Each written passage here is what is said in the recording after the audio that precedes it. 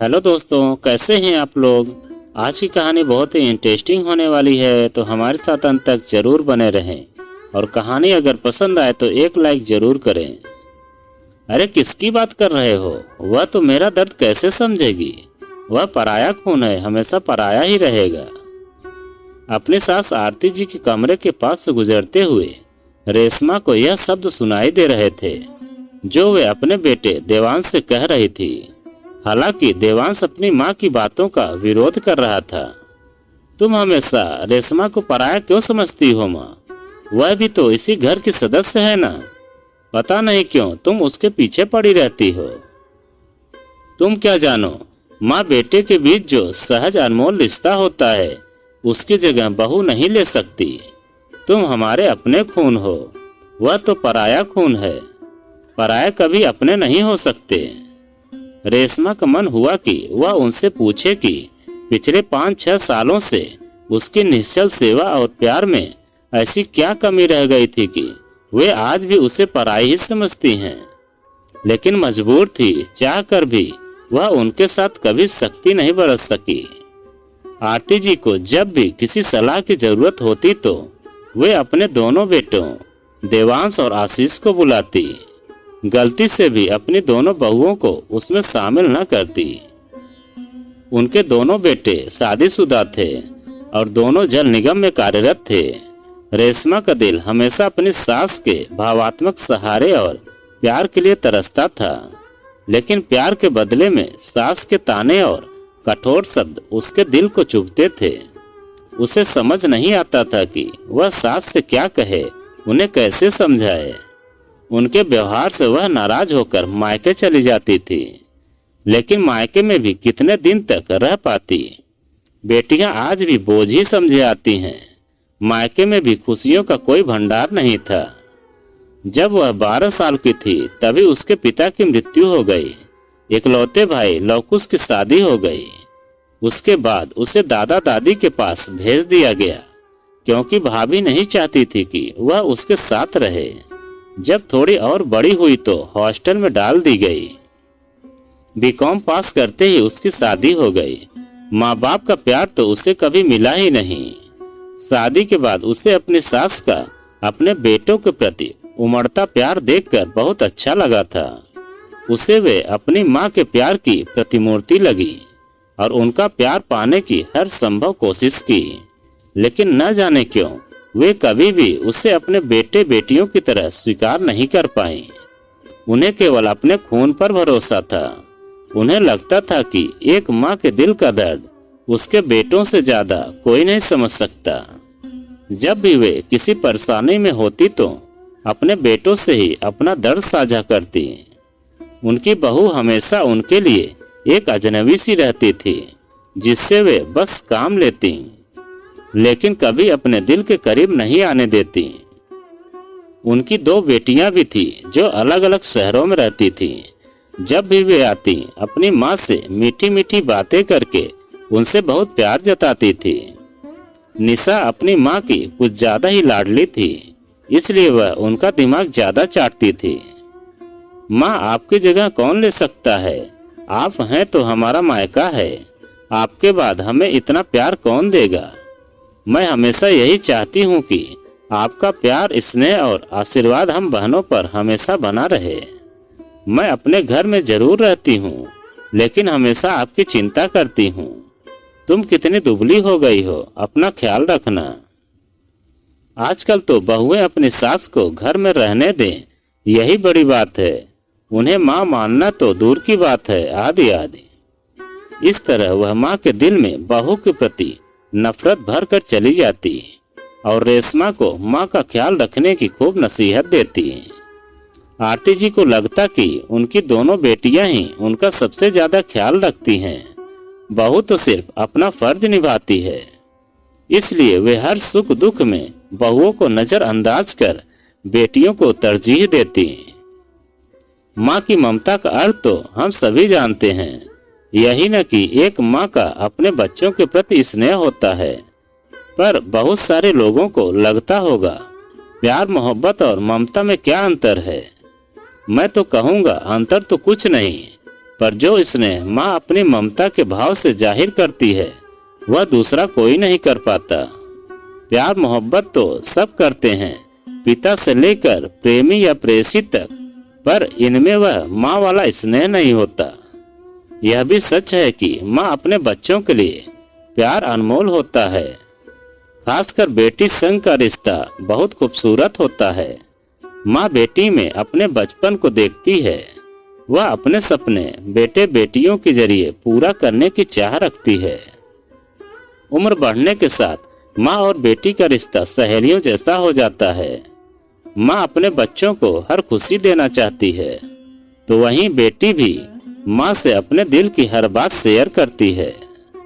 एक बेटी के लिए माँ परिवार का वह सदस्य है जो उसके दिल की बात को सुनती है और सबसे पहले समझती है। लेकिन ऐसा बहू के साथ नहीं होता, क्योंकि सास के दिल में कहीं न कहीं यह बात जरूर रहती है कि यह दूसरे परिवार से आई है। लेकिन एक बहू वह सब कुछ कर सकती है जो एक बेटी कर सकती है। बस फर्क इतना है कि बहू को उस घर को वंश देने का मौका मिलता है जो एक बेटी अपने घर को कभी नहीं दे सकती, क्योंकि उसका जन्म किसी और के घर का वंश बढ़ाने के लिए होता है। आरती जी की बेटियां अपनी माँ के लिए तरह तरह की तारीफें लिखती। आप जैसी माँ कहाँ मिल सकती हैं। आपका निस्वार्थ प्यार पाकर हम बहनों का जीवन सफल हो गया। आपसे बात करने मात्र से ही मेरा सारा कष्ट दूर हो जाता है माँ। सारी दुनिया आपकी तरह क्यों नहीं है, आदि आदि। माँ भी उतना ही भावुक होकर जवाब देती। रेशमा समझ न पाती थी कि व्हाट्सएप पर माँ बेटी के बीच प्यार दिखाना कितना सच था। हर माँ का प्यार निस्वार्थ होता है, चाहे वह बेटी की माँ हो या बेटे की या फिर बहू की। माँ तो माँ होती है, उसकी नजर में सभी बच्चे बराबर होते हैं। वैसे भी प्यार एक एहसास है जिसे खुशबू की तरह महसूस किया जाता है। इसे सिर्फ माँ पर अपना दबदबा दिखाने के लिए नहीं दिखाया जाता, लेकिन वह अपनी दोनों भाभियों के सामने कुछ भी कहकर अपने लिए मुसीबत खड़ी नहीं करना चाहती थी। धीरे धीरे समय बीतता गया। आशीष की अभी नई नई शादी हुई थी। उसकी पत्नी नेहा डॉक्टर थी। उसने जल्दी ही अपना घर बसा लिया, क्योंकि उसे अस्पताल जाने में परेशानी होती थी। फिर भी उसकी सास आरती जी को लगता था कि अगर जरूरत पड़ी तो वह उसे यमराज के हाथों से छीन लेंगी। दरअसल इंसानी जिंदगी एक इम्तिहान है। कईयों की जिंदगी में कई इम्तिहान आते हैं, कई पास होते हैं तो कोई फेल होता है। लेकिन डॉक्टरी ऐसा पेशा है जिसमें हर दिन हर डॉक्टर के लिए एक नहीं कई इम्तिहान होते हैं। हर मरीज डॉक्टर के लिए एक इम्तिहान होता है। डॉक्टर इम्तिहान में कामयाब है तो मरीज की हालत सुधरेगी और नाकामयाब है तो मरीज की हालत बिगड़ेगी। एक दिन सुबह सुबह आरती जी बाथरूम में गिर पड़ी और सिर में चोट लग गई। उन्हें तुरंत अस्पताल में भर्ती कराया गया। पूरी रात बेहोश पड़ी रही। अगले दिन उन्हें होश आया। वे थोड़ा बहुत बोल पाए, पर उनका बायां हाथ और पैर लकवा ग्रस्त हो गया। स्थिति गंभीर थी। घर में सभी को इसकी जानकारी दी गई। आरती जी की दोनों बेटियां भी आ गईं। अपनी बेटियों को देखकर उनका चेहरा खिल उठा। दोनों बहनें कुछ देर वहीं बैठी रहीं। सबसे पहले उन्होंने यह जानने की कोशिश की कि आखिर उसकी मां की इस हालत के कौन जिम्मेदार है। वे उसकी समीक्षा करते हुए आंसू बहाती रहीं। उनकी आलोचना को अनदेखा करते हुए जब रेशमा ने घर की बढ़ती जिम्मेदारियों का हवाला देते हुए कम से कम एक बहन को घर या अस्पताल में रहने के लिए कहा तो कोई भी रुकने को तैयार नहीं हुई। दोनों ने ही किसी जरूरी काम का बहाना बनाकर वहां रहने में असमर्थता जताई और मां को जल्दी आने का आश्वासन देकर चली गई। उस दिन आरती जी की आंखें भर आईं। शायद उसने सोचा हो कि बेटियों के लिए मृत्यु शैया पर पड़ी अपनी मां की देखभाल से ज्यादा महत्वपूर्ण कोई काम हो सकता है क्या। आरती जी के बीमार दिल पर यह पहला आघात था।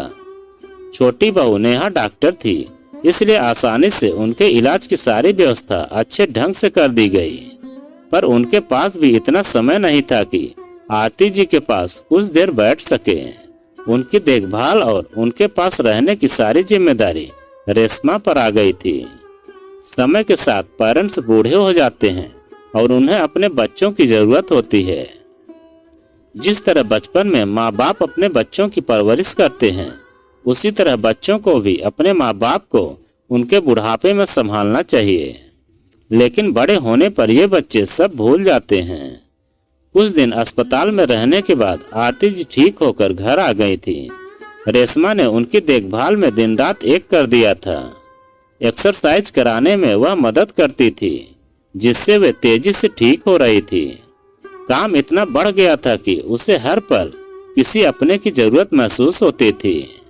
जब भी उसकी नंदे आरती जी से मिलने आती थी, तो वह उनसे कुछ दिन अपनी माँ के पास रहने का अनुरोध करती थी, क्योंकि बेटियों के साथ रहने से आरती जी के जल्दी ठीक होने की संभावना थी।